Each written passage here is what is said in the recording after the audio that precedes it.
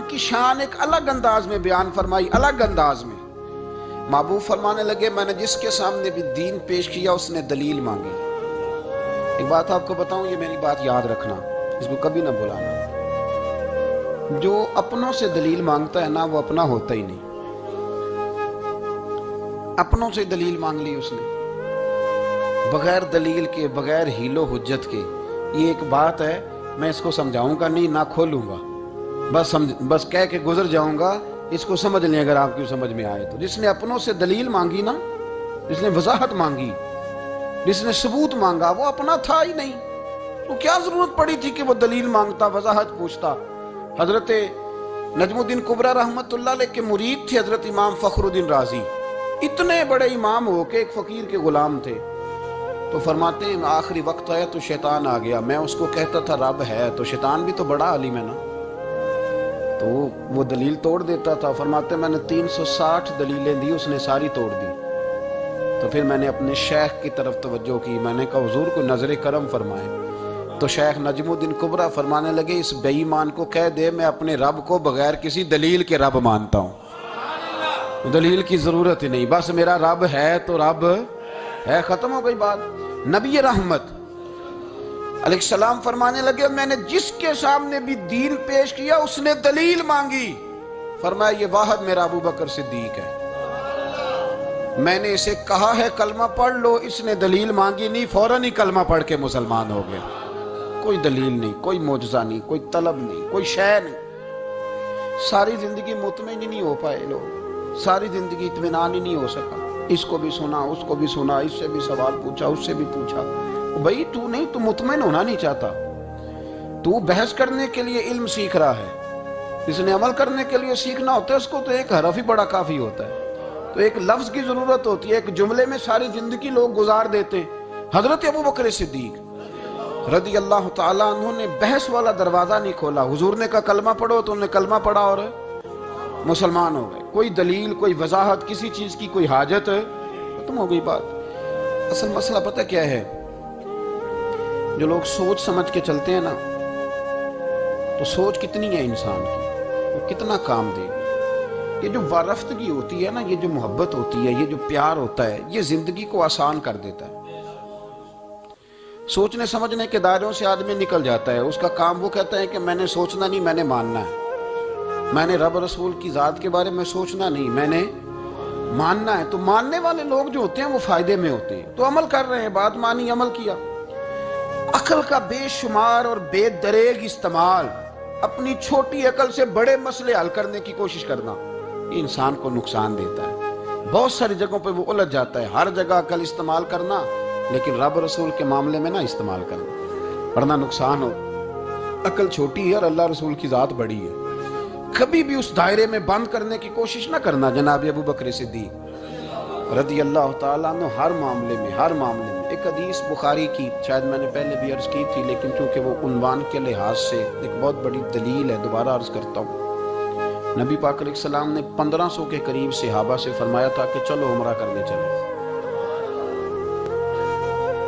عمرہ کرنے جب ہم جاتے ہیں نا تو ہمارے گلے میں پھول بھی ڈالے جاتے ہیں، اور آپ کو پتہ ہے بتانا بھی پڑتا ہے لوگوں کو کہ میں عمرہ کرنے جا رہا ہوں۔ پھر روٹی بھی پکتی ہے، پھر سب رشتہ داروں کو پتہ بھی چل جاتا ہے، اور بندہ چلا جائے ایئرپورٹ تو احرام باندھا ہو نا، تو پتہ چلے نا فلائٹ تو 24 گھنٹے لیٹ ہے، تو جن کو حکم ہے نا کہ تم نے سی بھی نہیں کرنی، وہ بھی روڑے اٹھا لیتے ہیں۔ احرام باندھا ہوا ہے، حکم ہے کہ اب تم نے کوئی جھگڑا، کوئی لڑائی، کوئی فساد، تو ایئرپورٹ پہ لوگ روڑے اٹھا لیتے ہیں، کہتے ہیں ہم ایئرپورٹ بھی توڑیں گے اور فلائٹ کا جو عملہ ہے اس کا گریبان بھی پکڑیں گے۔ بڑا کچھ ہی دنیا کرتی ہے، اور اگر کسی کے پیر صاحب نے کہا ہو چلو عمرہ کریں، اللہ، اور پھر ایئرپورٹ پہ جا کے پتہ چلے کہ پیر صاحب کے ساتھ تو دھوکہ ہو گیا، بندہ غلط نکلا ہے، پیری مریدی قائم رہے گی؟ سوال ہی نہیں پیدا ہوتا، سوال ہی نہیں پیدا ہوتا۔ میرے ساتھ ایک سنگی نے ایک دفعہ بات کی، کہنے لگا جی پیر صاحب کامل نہیں۔ میں نے کہا کیا غلطی ان میں پائی جاتی ہے؟ کہتے میں انہوں نے پوچھ کے باہر دے پیسے جمع کرائے سن تو میرا کام نہیں بڑھیا۔ میں کہ تو پیر پڑھ لیا، تیرے تو کوئی نجومی پڑھنا چاہیے سی، وہ نجومی ہونا چاہیے تھا تیرے لیے، تاکہ وہ اچھی طرح غور کرتا ہے۔ جی آپ کو پتہ ہے نا اہل سنت میں کتابیں بھی نکلتی ہیں، کئی لوگ کہتے ہیں یہ کوئی کتاب کٹ کے دسو، میں کہ انہوں کسی لکھی نہیں تو کٹیے کی تو تو کون سی کتاب ہے جو آپ کہہ رہے ہیں نکالیں اور ذرا بتائیں کہ فلانا کام میرے لیے ٹھیک رہے گا کہ نہیں؟ ایک استخارہ ہے دین میں، اور استخارے کا بھی بابت معاملہ یہ ہے کہ آپ نے استخارہ کر لیا، اس کے بعد بھی آپ حتمی فیصلہ نہیں کریں گے۔ بزرگ کہتے ہیں کہ استخارہ کر کے بھی یہ کہو کہ جی میری سمجھ میں یہ آیا ہے، باقی حقیقتوں کا علم اللہ جانے، اللہ کا رسول جانے صلی اللہ علیہ وسلم، حقیقتوں وہی جانتے۔ تو الجھے نہیں زندگی میں۔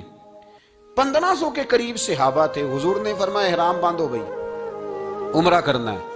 حدیبیہ کے مقام پہ گئے تو قریش مکہ نے روک لیا، نہیں کرنے دیں گے۔ جب بات بہت آگے بڑھی تو پھر شرطیں لکھی گئیں، شرطیں بڑی سخت ہیں کہ جو مسلمان مکے سے مدینے آئے گا مدینے والے واپس کریں گے، اور اگر کوئی مسلمان مدینے سے مکے چلا گیا تو مکے والے واپس نہیں کریں گے، ہم ان کے لوگ دیں گے، وہ ہمارا بندہ دیں گے نہیں۔ یہ شرطیں تھی، صحابہ پریشان تھے۔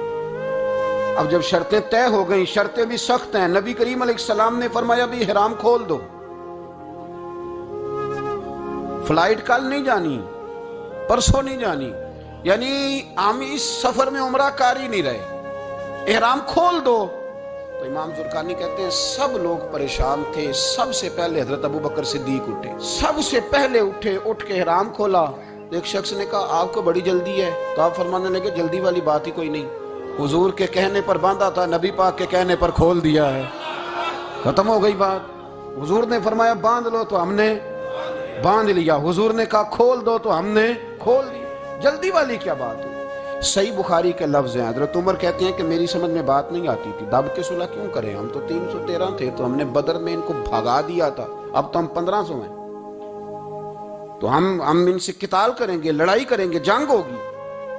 حضرت عمر فاروق رضی اللہ تعالیٰ عنہ فرماتے ہیں حضور نے شرطیں طے کر لیں، بات لکھی گئی، میں نبی پاک کے حجرے میں داخل ہوا، خیمہ لگا ہوا تھا، میں نے جاتے ہی اپنے جذبہ جہاد کا اظہار کیا اور بڑے جلال میں یا رسول اللہ آپ سچے رسول ہیں؟ بالکل سچا ہوں، قرآن سچا ہے، بالکل سچا ہے، اسلام سچا ہے، بالکل سچا ہے، حضور ہم دب کے صلح کیوں کریں؟ نبی کریم علیہ السلام نے فرمایا عمر تجھے تیری ماں روئے، میں اللہ کا رسول ہوں، میں وہی کہتا ہوں جو میرا رب مجھے حکم ارشاد فرماتا ہے۔ کہتے میں نے فوراً عرض کی یا رسول اللہ صلی اللہ علیہ وسلم آپ نے فرمایا نہیں تھا کہ عمرہ کریں گے؟ تو حضور نے فرمایا کہا تو عمرہ کریں گے، یہ تو نہیں کہا تھا کہ اسی سال ہی کریں گے، کریں گے تو کریں گے۔ جناب عمر کہتے ہیں میں واپس تو آ گیا، پر وہ میرے اندر جو جذبہ جہاد تھا ابھی ٹھنڈا نہیں ہوا۔ چند قدموں کے فاصلے پہ ابو بکر صدیق کا خیمہ تھا، کہتے میں ان کے خیمے میں جھک گیا، وہی سوال میں نے دہرائے، وہی میں نے کہا عمر ابو بکر یہ سچے رسول ہیں؟ کہا بالکل سچے، قرآن سچا ہے، سچا ہے، اسلام سچا ہے، سچا ہے، تو پھر ہم دب کے صلح کیوں کریں؟ جناب عمر فرماتے ہیں میں قربان جاؤں ابو بکر کے لفظوں میں بھی فرق کوئی نہیں آیا، حروف بھی اتنے ہی جتنے نبی کریم نے ادا کیے تھے۔ حضرت ابو بکر فرمانے لگے عمر تجھے تیری ماں روئے، وہ اللہ کے رسول ہیں، مرضی سے بات نہیں کرتے، وہی کہتے ہیں جو رب انہیں حکم ارشاد فرماتا ہے۔